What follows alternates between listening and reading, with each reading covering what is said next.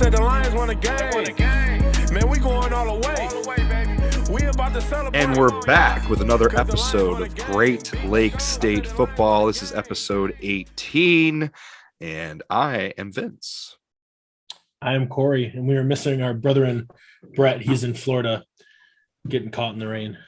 Brett is on vacation. I think it's a work trip, quote unquote, big air quotations. Supposedly he's on a work trip. I'm sure his wife is very happy to be taking the reins of parenthood all by herself. I'm sure she's a little jealous. She's down there. Oh, is she? Yeah. Oh, I think it's a family trip. Oh, well, I guess I remembered wrong. That's where my brain is at on this Tuesday night. Anyway, we got a pretty short episode here tonight. Not a lot to talk about for episode 18. We have a few things we'll get into here before our guest. Very excited about our guest this week, as we do have another coach on. We did not have an episode last week, but 2 weeks ago when we did episode 17, we talked with Josh Shattuck, the new head football coach at East Grand Rapids High School. And this week we'll be talking with Efe Scott-Emuakpor, the new head football coach at Okemos, who is actually someone that Kory and Brett and I all played against when we were in high school. Efe is a 2012 East Lansing grad, so we actually got to play against him, and he was a stud, and looking forward to our conversation here later tonight in this episode. So before we get to our guest, though, we are going to talk about a few things from the last couple of weeks. We skipped an episode last week. We're struggling to find a guest. We're very excited, though, as we now have 4 guests racked up here in a row. So stay tuned for the next 3 or 4 episodes here. We have some very exciting guests we're looking forward to. But there also just wasn't a lot going on in football, as we mentioned 2 weeks ago. It's just, that time of year. So we do have some things with MHSAA, a couple topics just to discuss here really quick. First of all, there was news from the MHSAA in the last week or week and a half. I can't remember exactly when it was put out, but they officially they officially updated and released the projected enrollment for all high schools for football this fall, with the sport of high school football here in the state of Michigan being the only high school sport that has technically 10 divisions for playoffs between the 2 8-man divisions and then the 8 divisions for 11-man football. They try to get those enrollments out as soon as they can to make sure the playoff, now with the new playoff format being set up ahead of time based entirely upon enrollment, I think they want to get this out early. I'm not exactly sure how this works. I'm someone who works in a high school, but I'm not really privy and necessarily super knowledgeable on all the details when it comes to at what point a school knows their enrollment for the following year is set. I know there is late enrollment and early enrollment and all of that. So it must be that at this time in the year that all enrollment has been accepted for schools, whether your school's a choice or, but I think they also just have a cutoff. Obviously the enrollment could fluctuate, between now and August, but they probably just cut it off and say, okay, whatever your projected enrollment is for next year, this is where it's at.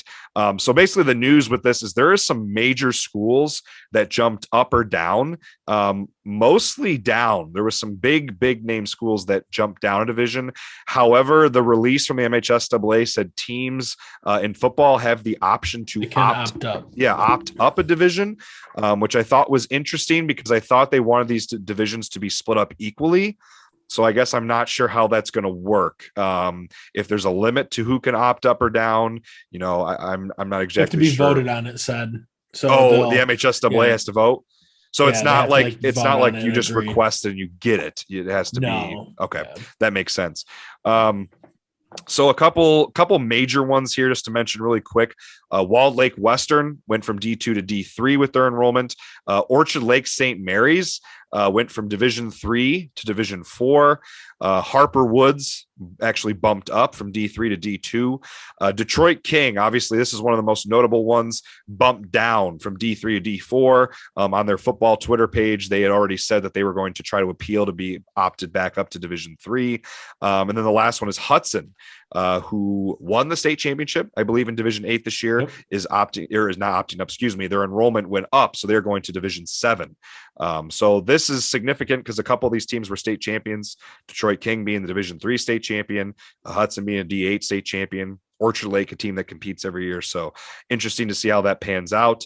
And then Kory had in here as well. Detroit Lincoln King Academy is a brand new school that apparently upon opening is going to be Division 5, which is pretty surprising. Oh, sorry. Yeah, continue. Yeah, sorry. It's the no, you're good above that. Yeah, go ahead.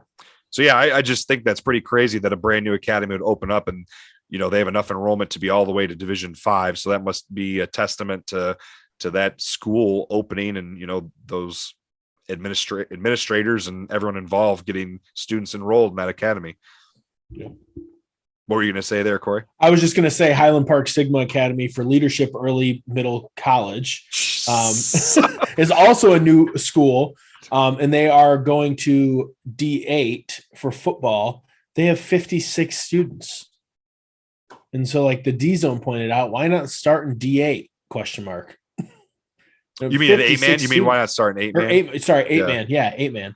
Kind of bizarre, but I mean, obviously we'll see. As we know, it takes years for programs to get built. So how would you put together an 11-man football team when your whole school has 56 kids?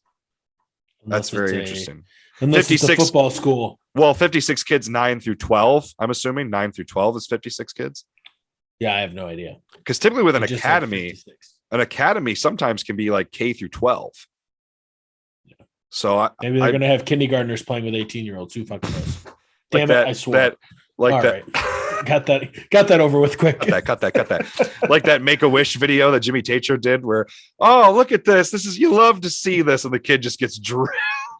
It's going to be like that. Little kindergartners playing. Oh man. Yeah. So yeah, I'll be interested to see how some of the enrollments bump around a little bit. One more thing with this is they listed the 5 highest enrolled high schools for next year, currently at the cutoff.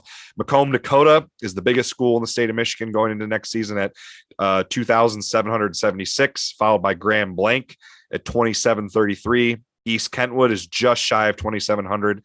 Sterling Heights Stevenson just shy of 2,500, and then Rockford is about 2,470. So not really surprised by those 5, although Howell usually used to be up there pretty high. So maybe Howell's enrollment's gone down a little bit.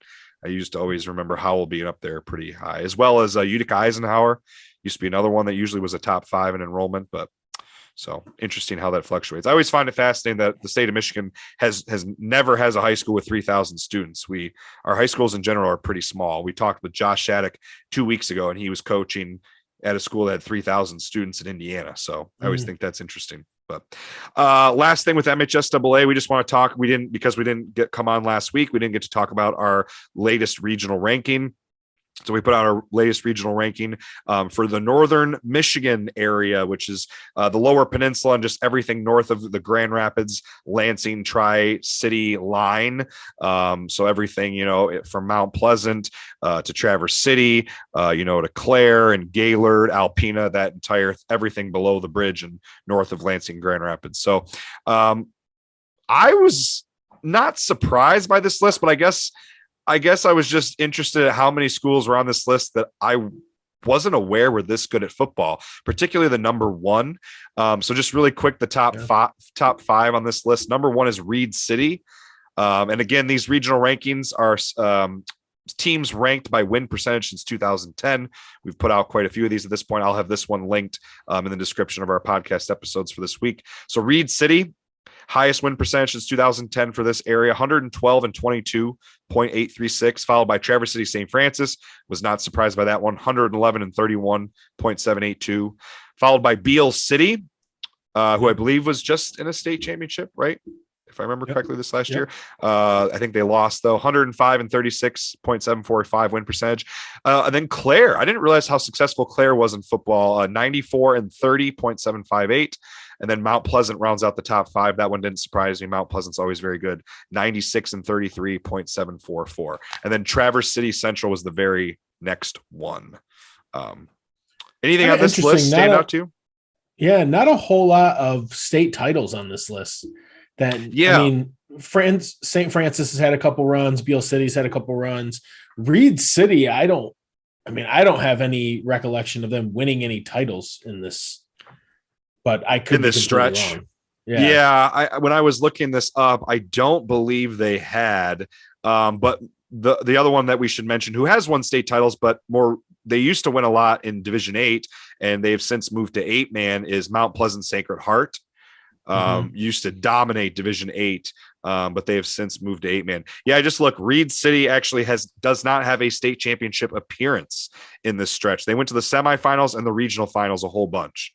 So they pretty much always make it to the regionals or the semifinals. They seem to never break through to get to the state title. Oh, yeah. Wow. But they've had, in that stretch, they had 7, 10. Yeah, they had 7, 10 or more win seasons. With one loss.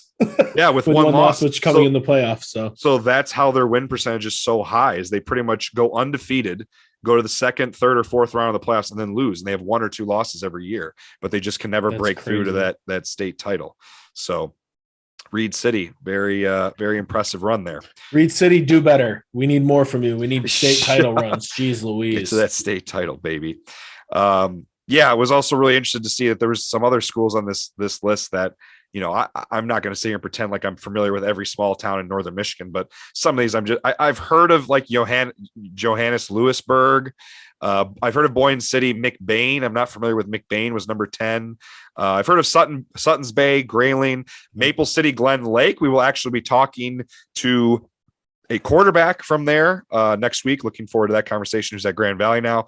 And then Lake City and Hillman. Wasn't familiar with those 2 schools, but so interesting. We are probably going to put Detroit out next. We decided, the 3 of us, we basically only have 3 regions left. The only 3 regions we haven't done is Southwestern, Kalamazoo, Battle Creek, South Central, Jackson, Ann Arbor, and then we have not done Detroit. So we will probably put in Detroit out next to create a little buzz, and then we will probably do those last 2 regions, and then we'll put out one that does an overall ranking of the top 15 teams win percentage since 2010 for the whole state. So a few more of those that will be coming out, so stay tuned. All right, that pretty much wraps things up here with MHSAA. Nothing's really been going on with D3 the last couple of weeks. We do have a couple topics here with Division 2. So with Division 2, something noteworthy is Northern Michigan hired a new offensive coordinator, Dylan. Oh man, Chmura. Chmura. Chmura. Hope I said that right. New offensive coordinator for Northern Michigan.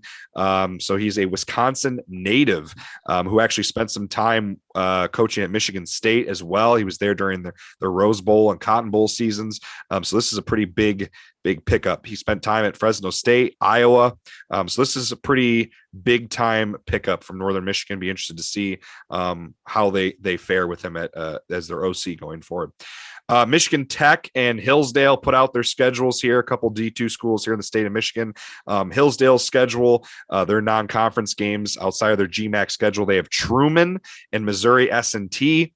Both teams they played last year, and then Michigan Tech. Obviously, they get Michigan Tech at home, which will be a little more helpful, but Michigan Tech will still be tough for them. Truman, they had trouble with last year and lost to them, and I believe Missouri and S&T, I believe they did pull out a win against them. Then Michigan Tech actually has a very tough schedule that they released. Michigan Tech will be playing Wisconsin Platteville, which is in the D3 conference with Wisconsin Whitewater. That conference, every team from that conference is very competitive. They will be playing St. Thomas, who used to be a D3 school in Minnesota and has since moved up to FCS. So 2 really tough schools outside of their division. And then they're playing Midwestern State down in Texas. And then obviously their other non-conference game being Hillsdale. So Michigan Tech, man, just pulling out all the stops to have some of the best competition in the GLIAC in terms of non-conference. Although Grand Valley and Ferris State especially put together a pretty tough non-conference schedule as well. They'll be playing 3 or 4 former or playoff teams from last year. So interesting to see how that goes. Last bit of D2 news here. Grand Valley just put out their season average attendance. They led Division 2 for the 10th straight year. They had more than 76,000 total fans attend games this season between I think they had 6 home games. So that was an average of 10,905. They averaged almost 11,000 fans per home game, with their highest attended game being the game against Ferris State, which set a single game school record. They had more than 17,000 people attend the Ferris State game, which was a first in Grand Valley history at that stadium. So if you've ever gotten to play at that, at that stadium in front of that 8 to 10,000 fans. It is one of the wildest atmospheres. I mean, coming from Grand Ledge High School, we played in front of a pretty solid crowd every weekend. You go to Grand Valley, it's underground. Their sound system's amazing. You got the student section chirping at you from you behind your head. It's a pretty awesome atmosphere. I'll never forget the opening kickoff, just sitting there with pee running down my back of my leg. Just like, quite an holy experience. crap, this is the real deal, Lucille. I did not sign up for this. So, Kory, you want to wrap us up here with a couple other topics, Division I and some professional stuff? Yeah, so I'll keep it quick with the MAC. Not a whole lot of news. Only news coming out of Central Michigan. Jay McDowell, their video coordinator, earns his third consecutive MAC Video Coordinator of the Year. So I don't really know what that entails and how you win that award, but that's pretty sweet. So congrats to you, Jay McDowell. Western Michigan, they moved their spring game indoors. That is, I believe, this coming week. What do we got? Eastern Michigan's field is still gray. No changes there. Keep Michigan. my field's name out your fucking mouth. All right. Will Sorry Smith for is going to cursing. Eastern Michigan. Michigan football had their spring game this past weekend. Some weird buzz around it. 30,000 people in attendance, which is nuts. Only Michigan could pull that off. Colin Kaepernick threw at halftime of the spring game to pretty much undrafted free agents or people who most likely aren't going to get drafted in this year's draft. So pretty cool. Threw to a kid out of Saginaw Valley, which was cool to see. And then just to touch on the spring game portion, some good output from different people. Third string quarterback led the way from a passing yards percentage. He really outperformed the first and second string guys. Young talent, Darius Clemens, the wide receiver, who is a freshman early enrollee, had a heck of a game. And then the D-line struggled, so they're still looking for some D-linemen. It sounds like they had 2 or 3 D-linemen at the game from a recruiting standpoint. No news for Michigan State football. They continue to just pull people out of the transfer portal. Just kidding. Nobody knew, but that's just their MO now. And then the Michigan Panthers moving to professional football in the great state of Michigan. April 17th is their first game versus the Washington Generals. Tickets are $25 if you feel like flying to Birmingham, Alabama to watch them. And then lastly, some quick Detroit Lions news. They sent a plethora of scouts down to Oregon to watch Kayvon Thibodeau perform. He performed really well. He is a freak. And he chatted with Chris Spielman and our GM after his workout just to kind of shoot the shit and get a better morale between the three of them, because they're all going to kind of make that decision come draft day. And yeah, that is about it for MAC football, Big Ten football, and Michigan professional football. Super excited for this Michigan Panthers, Vince. I think it'll be fun. Good drinking football, I feel like. Just don't have to be too invested, right? You can just sit back and have a good time. So it's just football. Yeah, like even if it sucks, you're like, well, I could be watching horse racing or whatever just have else fun. is on. Exactly. Baseball. I hope it works out.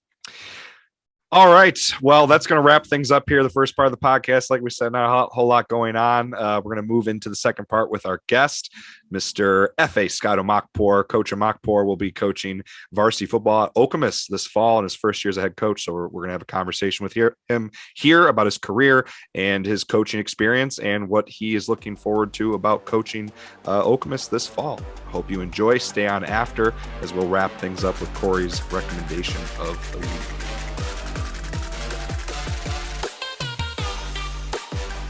All right, going to go ahead and segue into the second portion of the podcast here for episode 18 with our guest. We have on Efe Scott-Emuakpor, who is a 2012 East Lansing grad, where he was a 3-sport athlete, played football, track, and basketball. And then he went on to be a wide receiver at Ball State University. He was there for several seasons, receiving his undergrad before he transferred to Saginaw Valley to get his MBA and played football at Saginaw Valley as well. Since 2017, he's been coaching as an assistant at his alma mater at East Lansing High School under his former coach, Bill Faracco. And he has now been hired in this last month in March as the next head football coach at Okemos High School. Efe, how you doing? I'm doing pretty well. I'm doing well. How you guys doing? Doing great, man. We're like we said, Talking football. We're talking football. We're always excited to talk about football. We're a little, like we said, we're a little jealous of our co-host Brett, who's down in Florida right now. He's enjoying a little bit nicer weather than we are, but we're always ready to talk about some football, man. So that's a good thing. Brett needs to bring that back. He needs to stop messing around and bring it back. It's about to be mid-April soon, and I just saw snow the other day. There was snow yesterday. It was snowing. Yeah.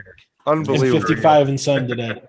Yeah, that was sunny today. Yeah, later in the day it was sunny. Yeah, so it's that time of the year where the weather's just bipolar. You never know what you're going to get. It's Michigan weather, baby. Michigan weather. You never know what you're going to get. Well, as much as we'd like to dream about nicer weather, hopefully we get some of that soon because we do have off-season football stuff coming up. I'm sure Coach Efe here would like to get into 7-on-7s and doing stuff outdoors as everyone else is in the area. But before we get to talking about your new head coaching position, we'd like to talk about your college and high school career a little bit. So obviously you prepped at East Lansing over here with Coach Bill Faracco, who, kind of has become a very well-known. I mean, I feel like if anyone's been around high school football in the state of Michigan, especially in the Lansing area, even outside the Lansing area, you know who Bill Faracco is. So what was your time like playing there at East Lansing under Coach Faracco? I know that, while you were there, you guys had a couple playoff runs in your last 2 seasons as well.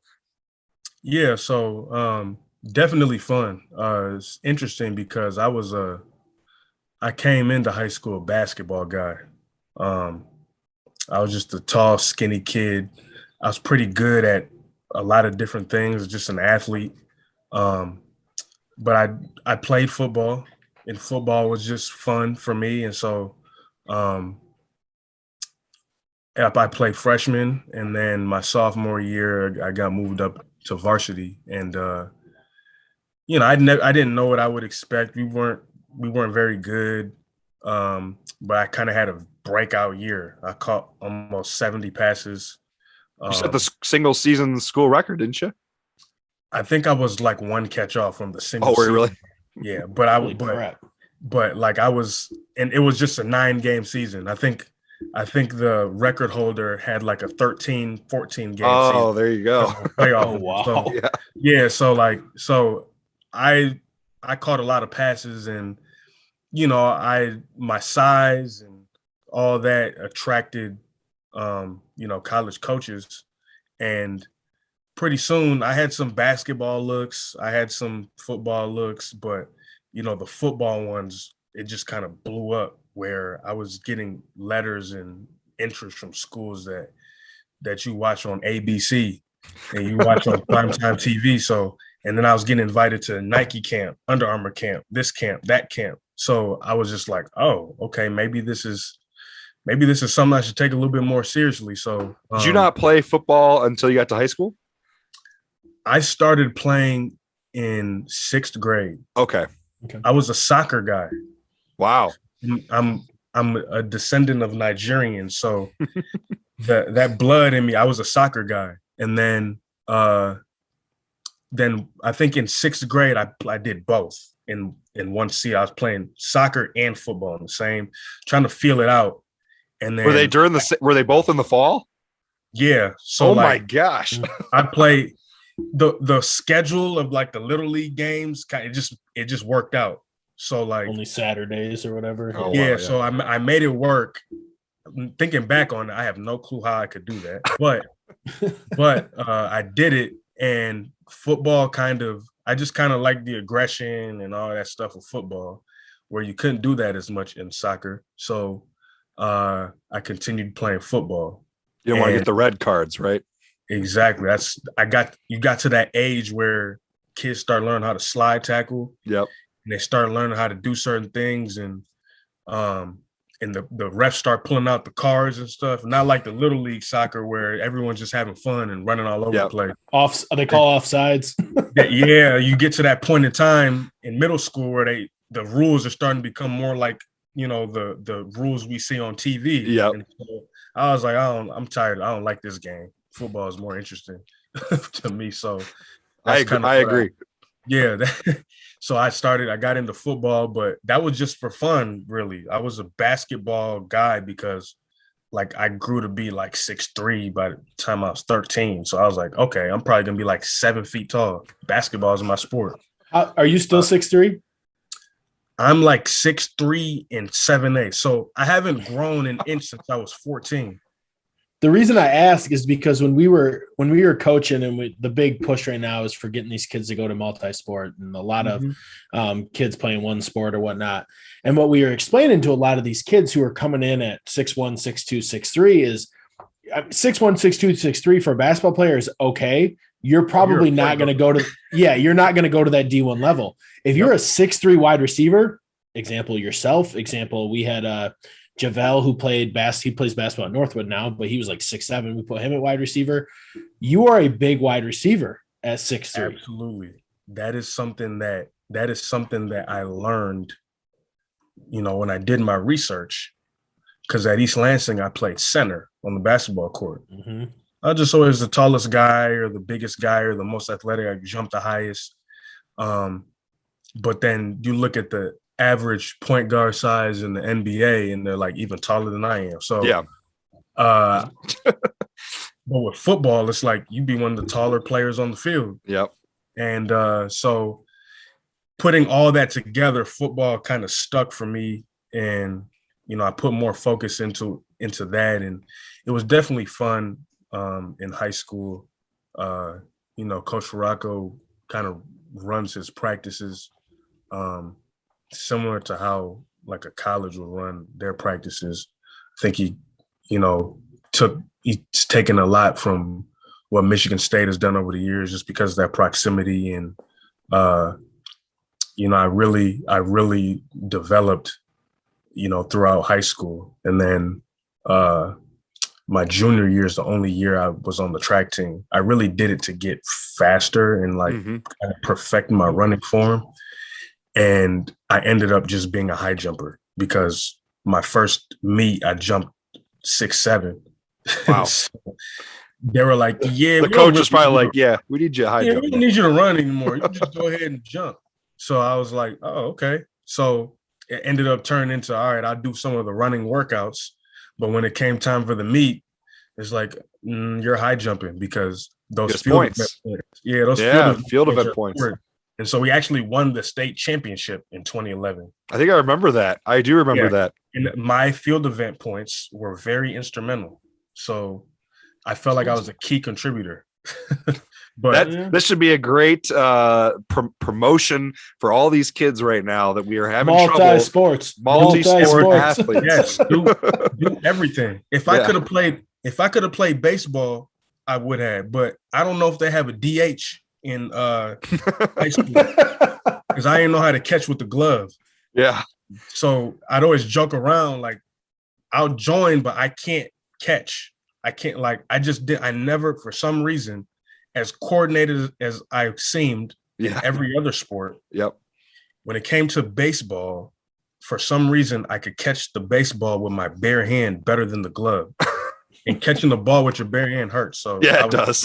You wouldn't have hands. Yeah. So I'm like, if you they need those hands for football. Right. Like if you guys had a DH in high school, then maybe I'll come out. But no, high school is definitely fun. High school was fun. So then obviously, Ball State ended up being your destination for playing college football, but I would imagine you probably had, being a 3-star recruit out of East Lansing and one of the top 50 prospects in the state, you probably had multiple offers, I would imagine. Why did you end up going with Ball State? Yeah, so Ball State was the first school to offer me a scholarship. They offered me I think I was at Cincinnati's one-day camp then the summer after my junior year. And I had a pretty good camp, and their wide receivers coach was there, and I kind of got that offer from there. And then I kind of sat on that my whole senior year. And then I remember I committed to Ball State on the selection Sunday, right before we found out our playoff opponent, my senior year. Wow. Oh, cool.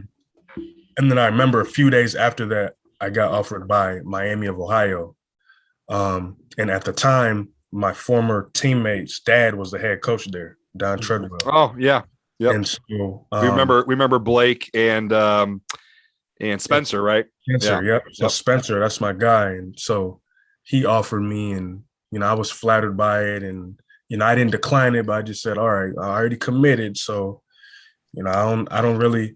But at that time, it's only a verbal, right? Verbal commit. Yeah, it was verbal, and 10 years or so ago, it wasn't like how it is now. Yeah, that's true.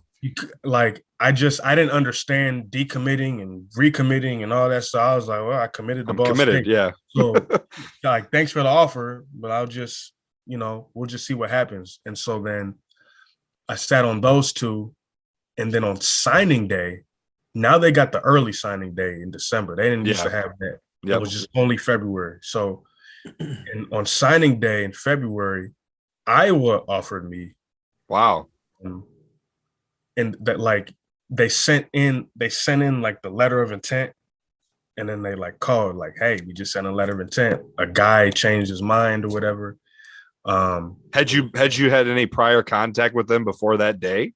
Yeah. Okay. Yeah. They had been recruiting me, but I was kind of like one guy. I was like one guy, I was like their guy right at the cutoff line. Gotcha. I think one of their receivers.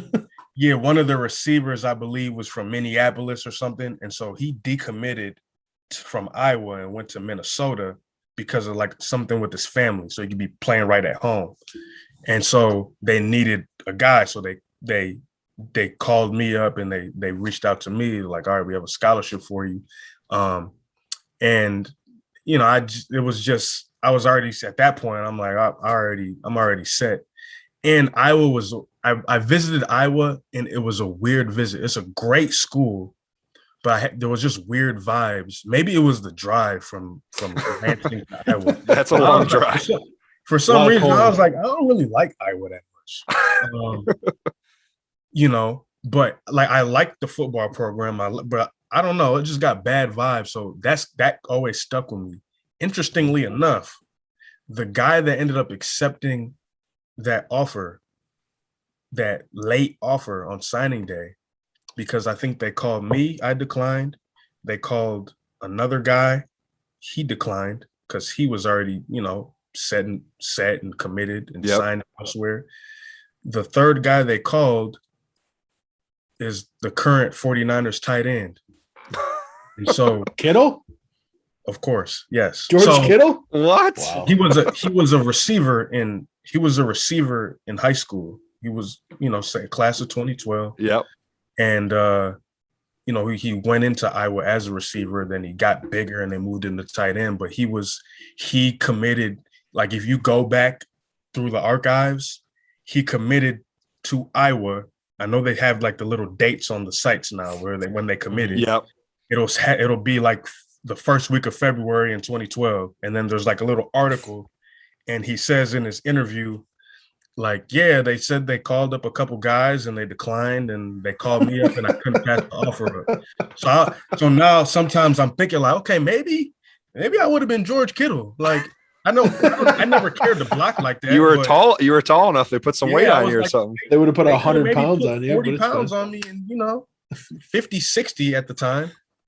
I was skinny, so maybe put on 50, 60 pounds, and maybe I'm George Kittle. But no, it was that's kind of how I chose Ball State. And I went down there and I liked it was kind of a low key type of campus. It was, actually I got to go to a camp there. It's a cool little campus. Yeah. Yeah. It's just a secluded, it was just cool. I was like, I can chill here. So, and be focused and whatnot. So there was that, and they had just hired a new coach. So I was a part of his first recruiting class. So there was some, excitement around that.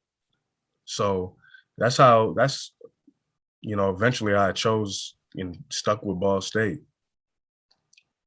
So you ended up spending, 4 years and getting your undergrad at Ball State. You were redshirted as a freshman. And so then you still had some eligibility left, and then you ended up going to the GLIAC and playing at Saginaw Valley Cardinals, right? Go Cardinals. Yeah, Cardinals, the Cardinals. The Cardinals, Cardinal Nation or whatever. I don't know what they I Ball State Cardinal, the Saginaw Valley. That's right. I forgot Ball State's the Cardinals too. Oh, yeah. I didn't even think about that. Colors and everything. That is the same colors. That is Is that why you chose them? Is that why you chose them to keep everything consistent? Not really. It just kind of happened that way. So yeah, why'd you end up choosing Saginaw Valley?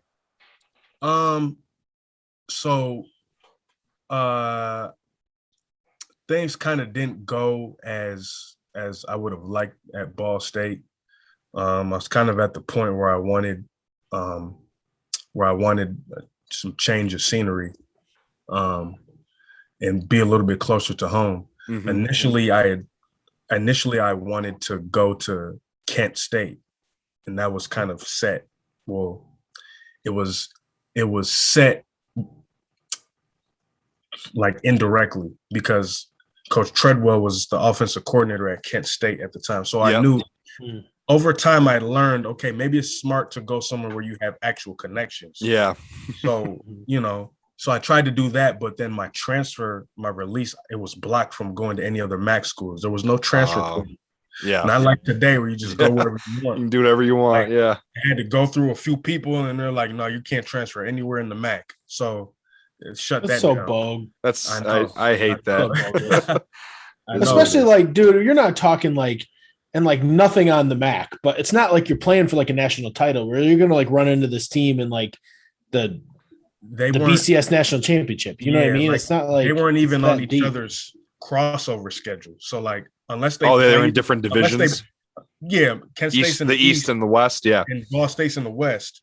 So like unless they played in the MAC championship, which that probably wasn't going to happen, like we weren't going to be playing each other. So, it kind of sucked, but so it's almost at that point it's a little petty, but I mean, it is what it is. Yeah. And then it came down to Wayne State and Saginaw Valley.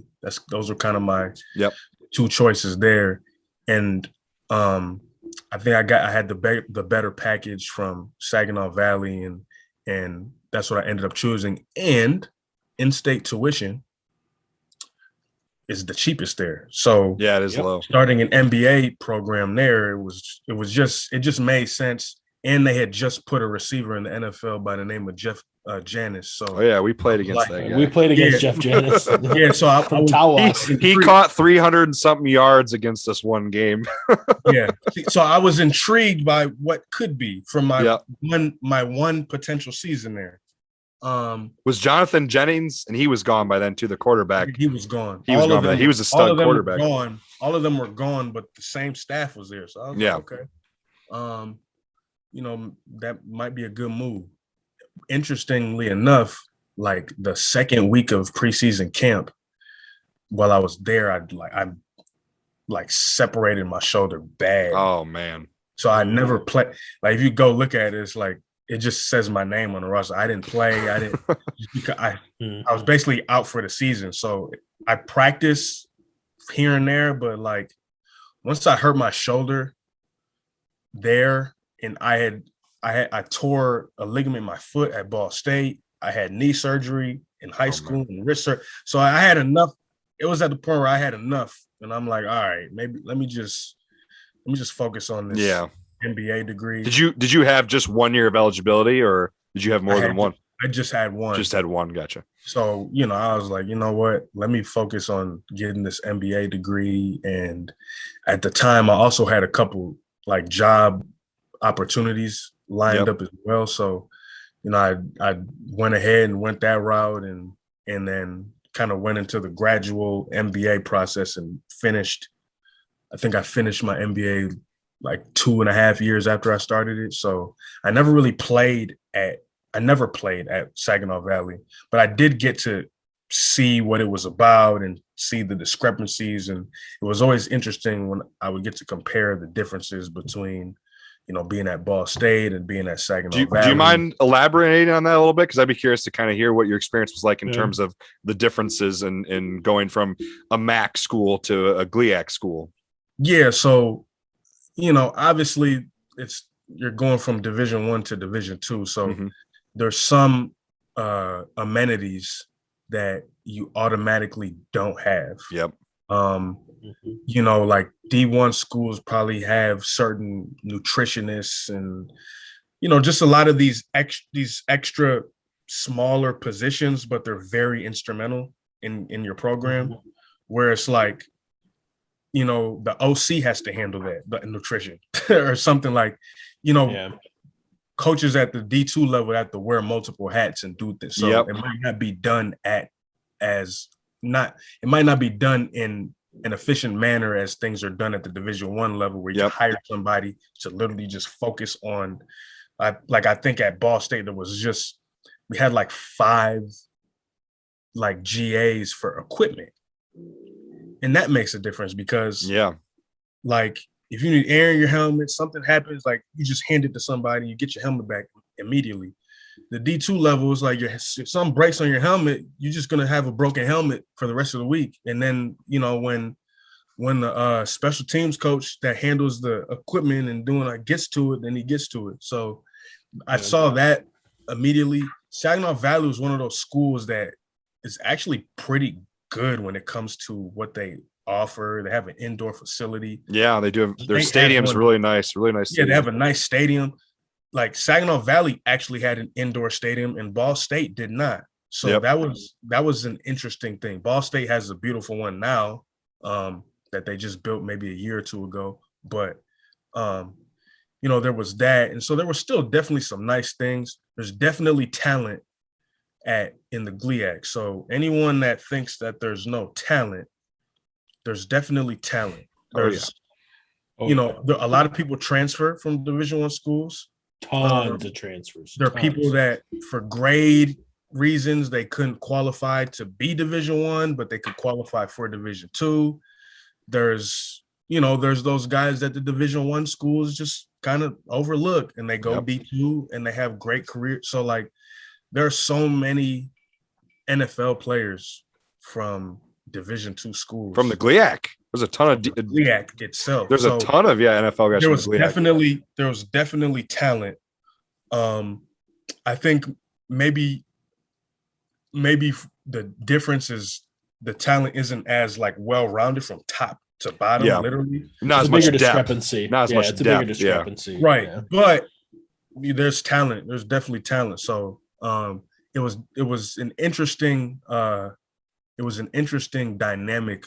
Making that change and not even just not even just from a football standpoint, but just, eating where, you're dining with, in D1, there might be a specific area where the football team can eat. Where at D2, you probably are eating with the other students. Like they'll make space for you. It's like, all right, the football team's coming in. Yeah.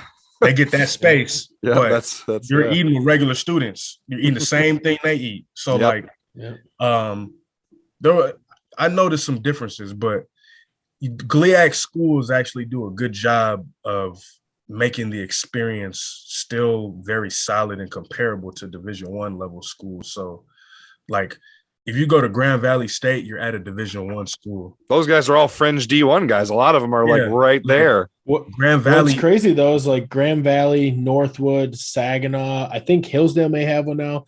Like I had an indoor facility almost my whole career at Northwood. Yeah. See, so it's Northwood is a nice indoor facility too. Yeah. So the GLIAC is, they're one of those conferences where it's like you can go there and still have a great football experience. You just aren't at the Division I school that gets all, that plays on TV and all that stuff. Unless you go to Grand Valley because they got money over there. Or Ferris State doesn't have the money, but they're getting the exposure now. I mean, they got the success over there. So definitely, it was definitely an interesting dynamic, and I'm actually glad that at the time you don't really think about stuff, but when I look back, it's like, I'm glad that I got to experience all sides of things. So, when I get back into coaching and I'm mentoring these kids and I'm trying to help them get to the next level, I've been, I always tell them, like, I've literally been where you're trying to go. Literally, the D1 level, the D2 level. Like, I have enough friends that have played D3. I have some friends that have played NAIA. I have some friends, a handful of friends at Ball State, because the MAC schools get a lot of JUCO guys. They talk about their JUCO experience. So I'm like, I literally have knowledge about anywhere you can possibly go. And I think just the connections that I've made and where I've been and the stuff I've observed has helped me, gain that knowledge and be able to give back. Yeah, that's huge. That's huge for, working with kids. And because I think, some of these things that you're talking about are, and this is why we enjoy having these conversations with guests. I hope we get, some students and student athletes listening, because I feel like that information, that insider information, if you want to call it, that can be valuable for kids trying to make those decisions, because it's a daunting and challenging task as a kid coming out of high school. Like, you don't know what the hell you want to do the next 4 or 5 years of your life. I mean, how many kids change, they change that decision, I mean, it's not tough. Guaranteed. It's not guaranteed. I mean, like you said, you go to the D1 level. I mean, I know guys who got offered on signing day I played in the Michigan All-Star game with a guy, I won't name him, but he was committed to Albion, and he got an offer on signing day for a D1 school. Only offer he had. Mm-hmm. And he played in the Canadian Football League for 2 years and had a successful college career. He got to block Khalil Mack, so you got to be good after doing that. But it's just one of those things, like, there's talent everywhere. And if you work hard and do your thing, you'll get found. Exactly. And a lot of kids don't realize that, which it's hard. I mean, hindsight 2020. So. Yep. So speaking of working with and coaching kids, as you kind of finished up that season there, I know you said that you ended up spending 2.5 years to finish that program, but to my knowledge, you were back coaching as an assistant at East Lansing in the 2017 season. Mm-hmm. So how did that work as you were finishing up your master's program and still managing to help out and coach at your alma mater? Yeah, so I didn't mention, but so Saginaw Valley had like a fully online MBA program. So I was wondering, I was like, there's no way he's driving from East Lansing to Saginaw Valley. So there were a couple instances where I drove all the way up there for exams. Yep. Because I think they gave the option to do it online or do it in person. But the online version that they offered, it was such a hassle that I'm like, I'd rather deal with the hassle of driving an hour and some change up there and just taking the regular exam. I don't want to, because they partnered with this proctoring thing, and then they checked there were so many obstacles. I was like, let me just listen to some music, play some good music, and drive up to Saginaw Valley, take the exam, drive right back home. So a few times I did that, but other than that, 95% of it was online. So I was able to manage, working and coaching and school. So did you reach out to Coach Faracco, or was he aware that you were finishing up your playing career and he reached out, or was it kind of a mutual thing? How did that end up happening that you ended up coaching back at East Lansing? Yeah, so I reached out to him, I think maybe the summer before I started. And I was like, I'm thinking about maybe helping. And so he was like, oh yeah, however you want to help, just let me know. So I was a volunteer coach for my whole time there, because since I started, I was like, well, I just started, my job. And so I was like, I don't know how much time I have, but however I can just give back, I would like to, because I just felt like it was kind of my calling. It was my duty to give. I had way too much knowledge to just keep it in.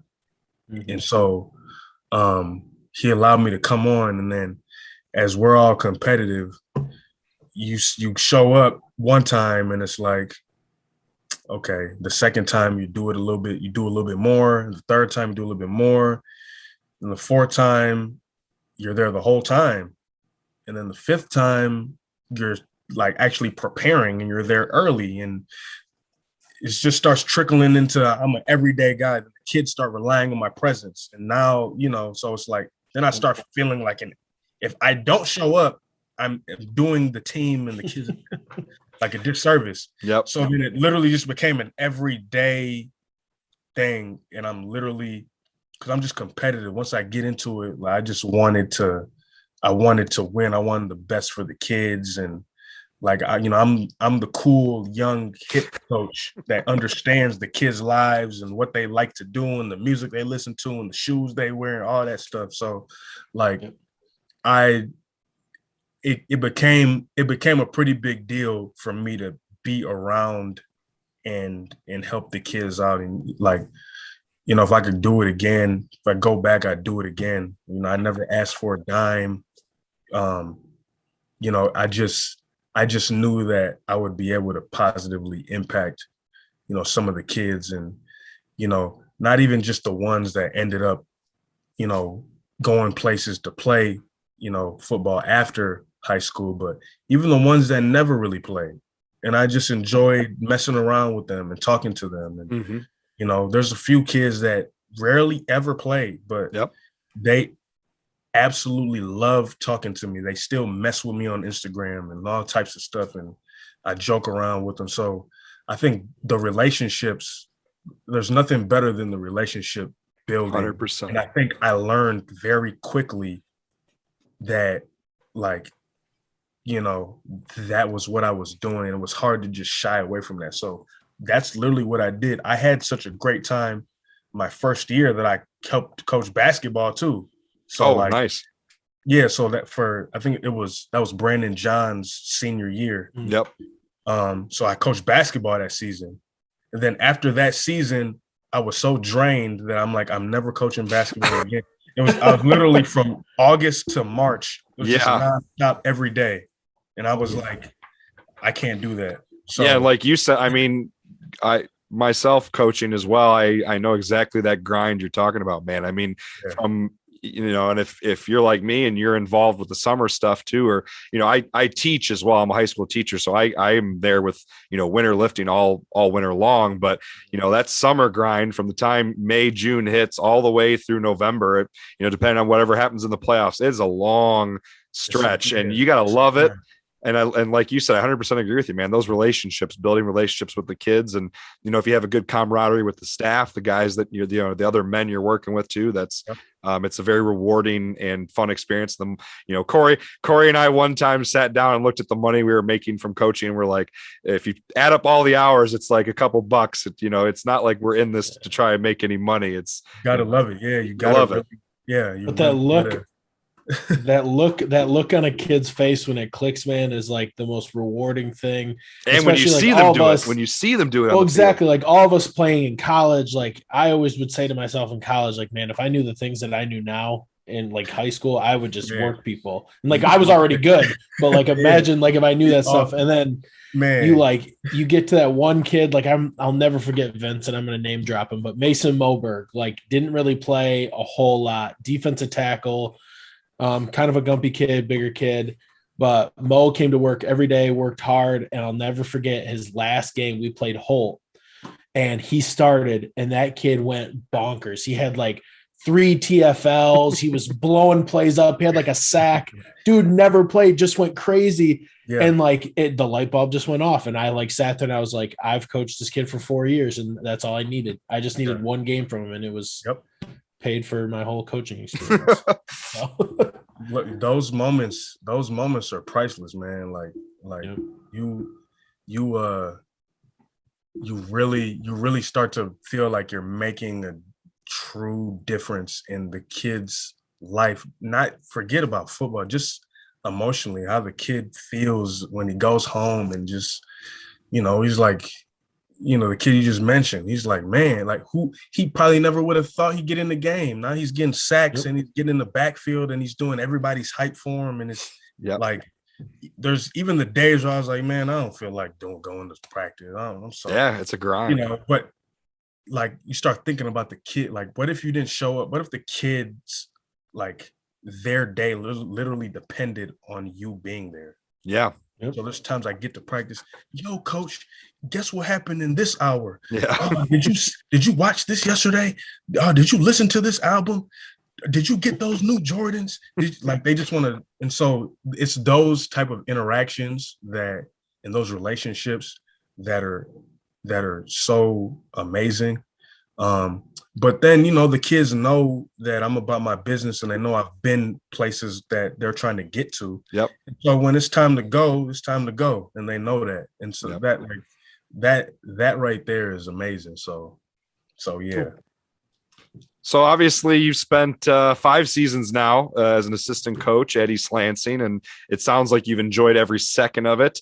At what point did you start to think, maybe I want to be a head football coach? Was there a moment where it just kind of clicked for you, like, hey, I think this is what I want to do, and not only do I want to be an assistant, I want to be the head coach? Probably the day I applied. Probably the day I applied, because I love the spontaneity. I love it. Yeah, well, going from like a volunteer assistant where I'd show up, I work as my work schedule allows, and all that stuff. Going from doing that to just being the head guy at a school, that is kind of a big jump. The great thing is that my job is always they've always been great, and they've always allowed me and actually, invested in me coaching, and they're always excited about what I'm doing outside of work, and so it's a small company that they allow, they give me a lot of, they're very lenient, and they allow me to do a lot of the things that I love to do outside of work. So, I'm grateful for that. But yeah, I think when I applied, even when I was applying, I was like, oh, should I do this? But, I talked to my family and some close friends, and they're like, do you know how much time you actually spend on football already? True. Why not? Not wrong. Just see, put your name in the hat and see what happens. And once I officially did that, I was like, yeah, I'm ready. I'm one of those guys where it's just like, you got to throw me in the fire, and then it's like, all right, I'm ready. Yep. Literally, like 5 seconds before, I was like, I don't know if I should do it. Do it. Yeah, like, what if this? What if that? Will I be able to handle it? And then, like I said, when I put my name in that hat and it's officially done, I'm like, yeah, I'm ready. So anything that happens that's inconvenient, I'll figure it out. There's still things that are happening now where I'm like, okay, like, how do I juggle this and that? I'm like, I'll figure it out. Like, I'm ready. It's being an athlete, man. Like, I'm the same way with work. College athlete, you can learn anything. Like, if you're an athlete, like, dude, I've learned a million things in my life. I can learn how to plan bus trips. I can learn how to feed the kids. I can learn how to check grades. I can learn how to schedule somebody. You know what I mean? Like, you can learn anything. So, like, if both of you were put in a position where you guys had to be the head coach, you guys will figure it out. I guarantee you guys will be like, you know what, we got it. Before it happens, you'll probably be like, oh man, like, this might be too much. But when it's literally yours and you have to do it, you'll do it probably effortlessly. So, that's kind of how I felt. I was like, all right, once my name is in there, like, I'm going after it. So, that's what I did. And now we're here. So a guy that we had on, he's a good friend of ours, and we got to coach. We played against him, and you would have played against him too at Everett, and now he's the head coach at Everett. Jaleel Canty. He was a great guest that we had on, and we talked to him about the fact that he got hired. His circumstances are crazy. The way it just kind of happened. It wasn't like you where you're putting your name in the hat. It just, some crazy situation His name there. Was the hat. Yeah.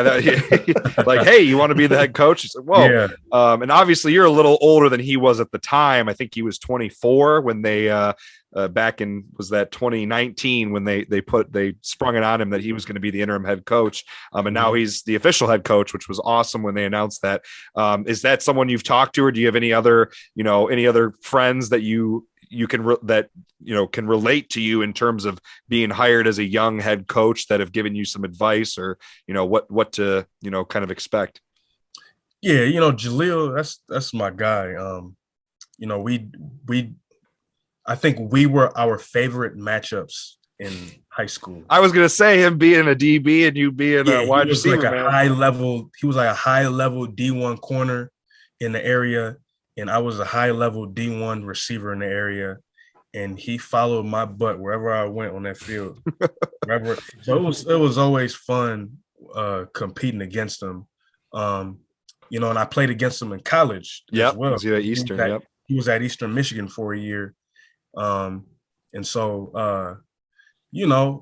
I talked to him a little bit, and once he knew I put my name in, he was excited. He was ecstatic. Once I got it, he wrote me a nice message and whatnot. And so, we definitely worked together before camps and stuff like that. Yep. So, we're very familiar with each other, and he's always shown love. So it'll definitely be interesting. He alluded to that, in the message. He's like, man, from competing against each other on the field, coaching against each other is crazy. But we're definitely in a position where, whenever we need something from one another, we're willing to help each other out. So it's great to have younger, more modern minds leading, guys that are capable of doing it, leading and trying to uplift the next generation. He's done a really great job. Yes, he has. No coaching job in the Lansing School District is necessarily easy. He's had some he's definitely had some obstacles. He had to deal with tragedy this last year. A few of them. Yeah. So he's more than one. Yeah. He's done a really, if there's somebody that's done a great job, it is him. Because even till you talk about the tragedy, the season before, the 2020, they didn't even have a season. And the Lansing schools, they said that the Lansing schools were the biggest schools in the state that didn't play football. The only other schools that canceled the season entirely were like D6 and smaller. Exactly. So how do you manage that and like still get the kids to be, fired up and when they know they can't play? I mean, so he's handled a lot of tough situations that coaches that have been coaching for like 60, 70 years don't even have to deal with. So that's definitely my guy. I'm looking forward to matching up with him, and we'll probably see each other, several times or so before the season starts and chop it up. So yeah. Has he given you any straight up advice yet, or just basically congratulated you and said we'll be talking soon? Yeah, really just congratulating me. I think if he did, I can't remember. So many people have reached out to me. Yeah. I mean, the love I've received has been amazing from people all over, like people that I play basketball with, football with, people from college, former college coaches.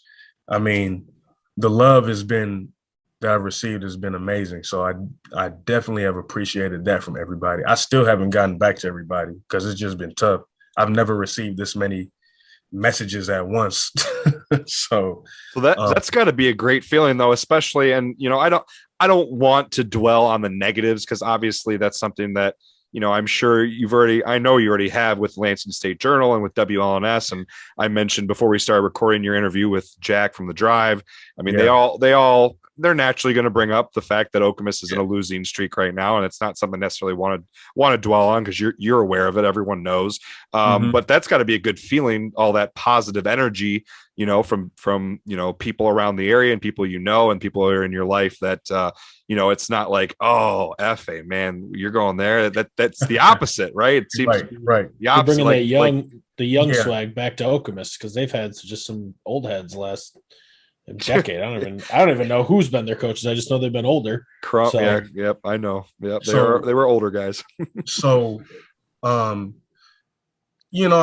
try not to think about, what they've been through in the past. It's important to understand it. Mm-hmm. But like I don't focus on it as much. Like, I literally have a clothing brand. I'm wearing a t-shirt right now that's called Live for Today. Like it's all about being in the moment and being present. And so like that's literally what I want to implement with the team, just being in the moment and being present and focusing on where your feet are. Can't worry about the past. I mean, yeah, we've lost 23 games in a row, but I mean, I can't control that. Nope. I'm worried about now, and what you do now will impact positively or negatively, or however you handle now will impact what happens moving forward. So, like I told WLNS in one of my interviews, like I understand it's a heavy lift, but I think my job is to bring that aura and that respect and that swagger back to Okemos. There's athletes walking into school. I've been to school a couple of days this week already. There are kids walking through the school. There are kids that are excited about football. You just have to you just got to get a collection of them, on a team and get them to believe and play confidently and not worry about stuff that they can't control. Yep. Not worry about, oh man, we got to play Mason and East Lansing, and Hazlitt and DeWitt. And I mean, most of our schedule are great programs. We probably have one of the toughest schedules in the state. Yeah. Just like you have all three of your non-conference games. I was looking, you got 3 tough non-conference games. Yeah. I mean, the CAAC Blue and even the other parts of the CAAC, it's some of the best football in the state. It doesn't get the recognition because it's the Lansing area. We're not Detroit area. We're not the Grand Rapids area. But teams that come into this area and come play schools from our area, they learn after the game that we're not bums out here. We're no slouches. We can play. We had 3 teams go to state championships. I was going to say, what was it then? 16, 17, Okemos had those teams that did have that swag. And right around the time, Efe, your last couple of years, my senior year, they went 5-4, and they really should have made the playoffs. They really should have. And then I think they won a playoff game the next 2 seasons in a row. They had 2 really good seasons after that, I believe. Yeah. So they've had some good teams. Yeah. So I know the athletes are in the school. The energy can be there. I think, I just need the right guy in place to bring all that together and bring all that out. And so that's my plan. I'm not trying to win the state championship. If that's what happens by handling things where your feet are, like I mentioned, then that's great. But I want the kids to get a positive experience out of it and literally grow to be better people from playing football, because that's how it's impacted me. Yeah. I'm sure that's how it's impacted both of you. I have friends literally all over the world because of football. I have lessons that I've learned, that I take with me every single day because of football. Like it's a beautiful game. It's a violent game. You have to play it safely. You have to know what you're doing. You have to be coachable. But like, these are all things that are applicable to life. You do these things, you do those things the right way that I just mentioned. Like you have a head start in life. When you're done playing and you're a professional and you're starting a family and all that stuff. So, like if I can get kids to believe in themselves and be confident and truly understand the value that football can bring to your life, then I mean, they will be just fine. There's kids like that at East Lansing. I mean, like Andrew Anthony at Michigan is one of those kids that literally does not take anything for granted, like a lot of people say, oh, Coach Efe, that's your protege, you did this, you did that. You know what? I just kept him right mentally, physically, and his approach and all that stuff. Like he was on top of his grades. He was on top. he was on top of everything. There were times where he would come to me and say, "What did I do wrong?" And I'm like, "Are you really asking me that when you have 4 people on you? I think somebody else should get the ball. You didn't do anything." Yeah. So, but it's a testament to him trying to be great and being so confident in himself that he feels like he should be doing better and dominating every single time. So that's the type of energy and the type of swag I'm trying to bring to Okemos. Get the kids to really understand and fulfill what their purpose is and what their why is or why they're playing football. Don't just be out here to be out here. There has to be something that drives you.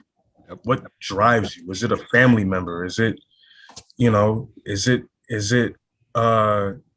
to get strong? Like, what are your goals? What makes you motivated to come out here and play this violent game? Like I said, it's a violent game. So, I'm excited for what's to come. And I know that, just as much as I want the kids to be confident, I'm more than confident in myself that I'll be able to get the kids to truly embrace the process and embrace each moment that they're in. And then, when it's time to play, we see what happens. All the games and everything that happens in the fall, you only get 9 guaranteed chances. That's what tiny percentage of all the stuff you do that's football related. So like, it's time to have fun and just play. You handle all the other stuff in the off season and all that stuff, as you guys know, obviously. Yeah. So yeah, it's definitely an uphill battle. There's a lot of work that needs to be done, but that's part of why the job was enticing to me. I kind of like where things are at. Let me build this thing up from the ground and get some excitement, back in a community where, they're excited about just about every sport because they're good and competitive in just about every sport. So, you have any coaches in mind? Do you want to leak yet? Are you bringing anybody on board? Not yet. It's I'm putting things into place. I've really been trying to get my own stuff together. I literally just got my school district email today because them being on spring break last week didn't help anything. So I bet I couldn't get anything done while they were on spring break. But now, like, I just got my school district email. I just got into Huddle and I know tonight once we get off, I'm gonna go into Huddle and start messing around a little bit and trying to at least think football. Even if I don't do anything, at least I'm thinking about stuff. Yep. Well, we don't want to take up too much more of your time here. We've had you for almost an hour. It sounds like you have things to do, but I got to tell you, man, after that speech there, you got me hyped up and ready to play some football. So I'd imagine you sit down with your guys, you bring that same approach. And it sounds, I've heard you kind of share some of those same sentiments and in some of the other interviews you've done since you've been hired. So I'm sure that those that same similar speech will come out when you get to sit down. Have you had a chance to sit down and talk with any of the guys yet, or is it kind of because of spring break waiting to kind of get a chance to do that?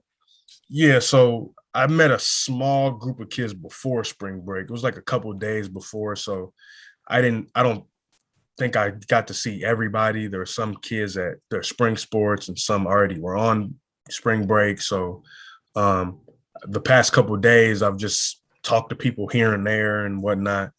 I think I'll probably have another meeting with the kids at some point very soon. And so, I'm looking forward to doing that. But yeah, when I get going and start thinking about all the stuff that the game has done for me, that, like this is literally just a game, but it can do so much for people. I'm just like, man, if I can get these kids to truly understand that and see the value in it, not only the value that it brings to yourself, but to your teammates, the community. The football really sets the tone for schools across America. Your football program is good and respected.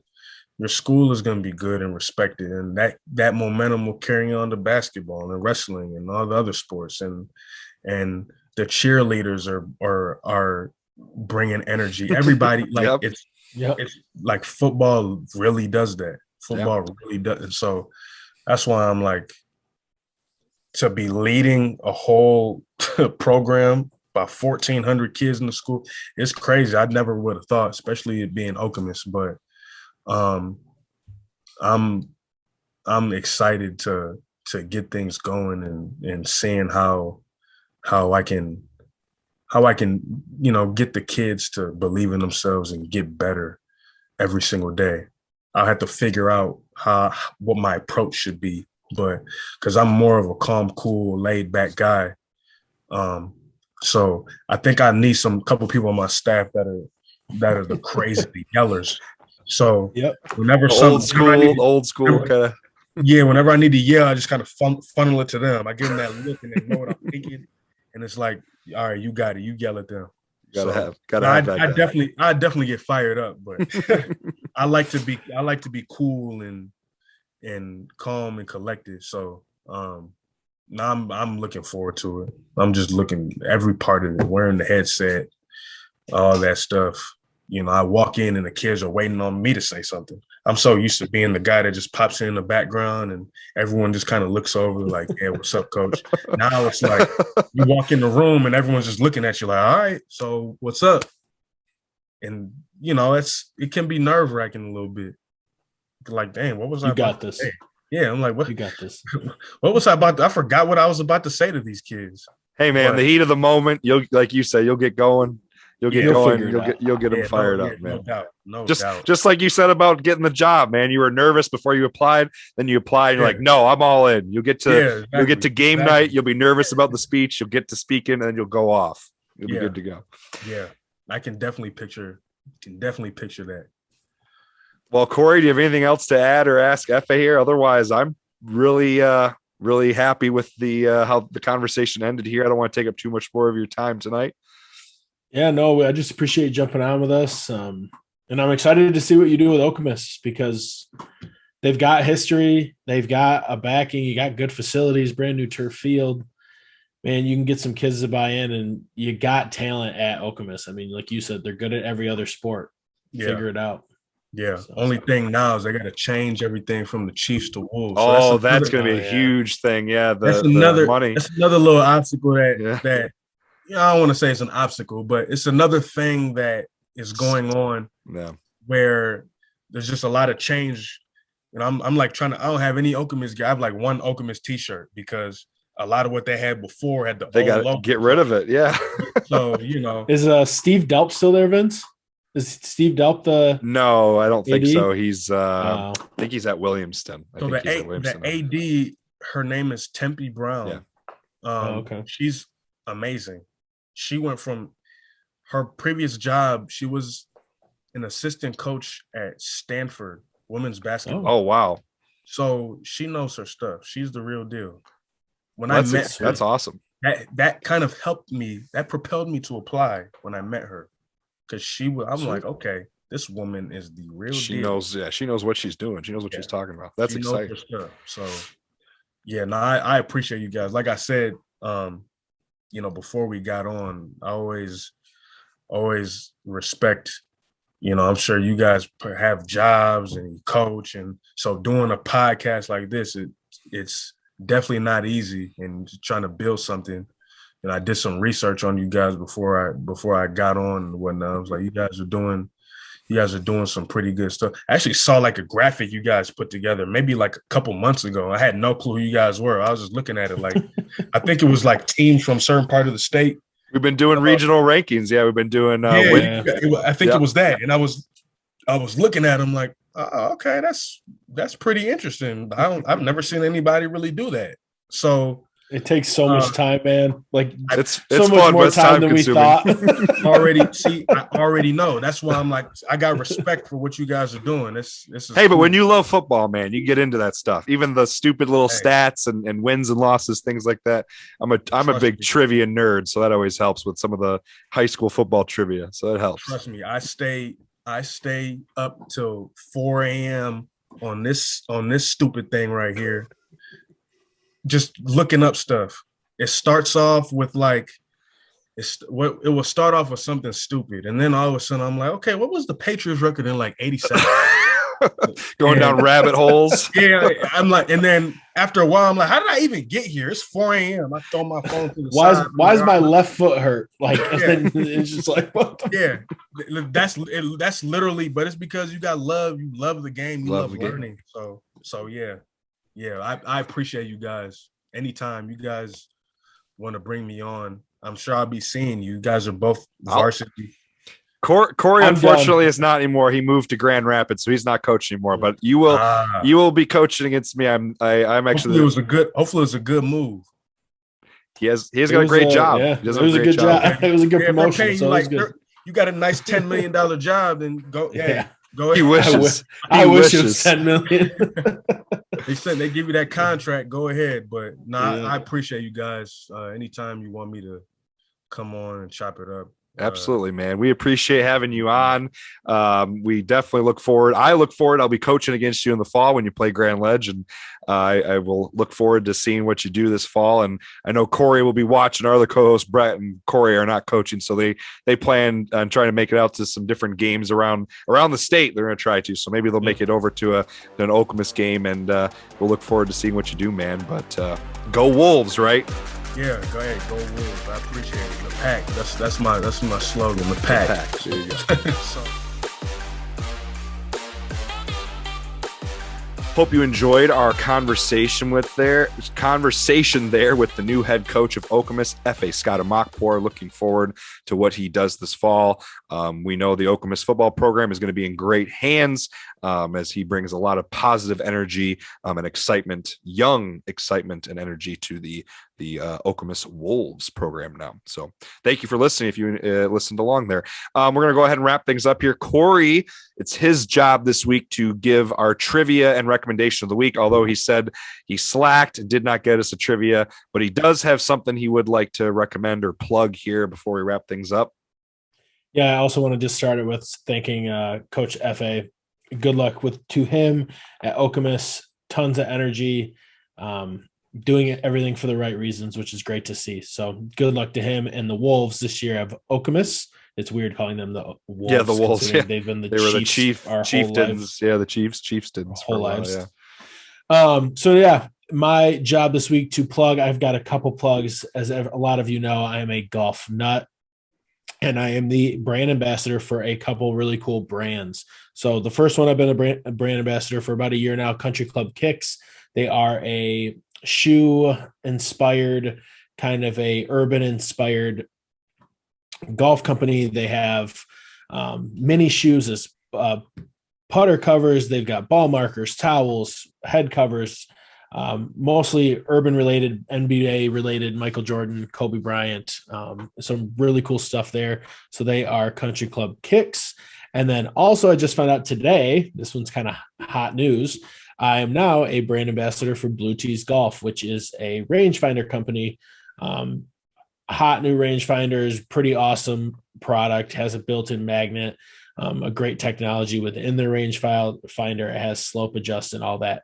So I am a brand ambassador for Blue Tees rangefinders now. You can use my code to get 10% off. KorySchrauben, all one word. If you don't know how to spell it, Google me or look on Twitter and Instagram. I'll put Kory's code. I'll put Kory's code in the description of the episodes for. We'll put the code and the link in there. The link, yep. I'll have the link and the code for those two items. So yeah, Blue Tees, glad to be partnered with them as of today. Brand new breaking news, and then Country Club Kicks. So next, I'll be a brand ambassador for a cat company. I'm just wait. When are you going to pull these deals over to Great Lakes State Football? Where's our NIL money here? Yeah, where's our promotional? If you guys order enough, maybe I'll be able to give some stuff away for free. But we need people to order. those things first. Well, the links and t-shirts, the links and codes for those will be in the description of the episode, whether you're listening on YouTube or watching on YouTube or listening on a podcast store. Speaking of which, after you're done watching or listening to this episode, make sure you head over to Twitter, give us a follow at GLSF Ball, spelled BALL. And then head over to Instagram, Great Lakes State Football. Give us a follow there. If you enjoy video versions of these episodes, they're on YouTube. Please make sure you subscribe to our YouTube channel. Throw us a like if you're watching the video there. Comment on them and tell us how much you love us. And then if you enjoy the audio versions, we are on pretty much any podcast store, Apple, Spotify. Make sure you download us, add us to your library, give us a 5-star review on Apple and Spotify. Thanks for listening. I'm Vince, Great Lakes State Football, KorySchrauben, episode 18, guest Efe Scott-Emuakpor. Go green, go Chargers. Go blue, go Wolves. Out, out, out.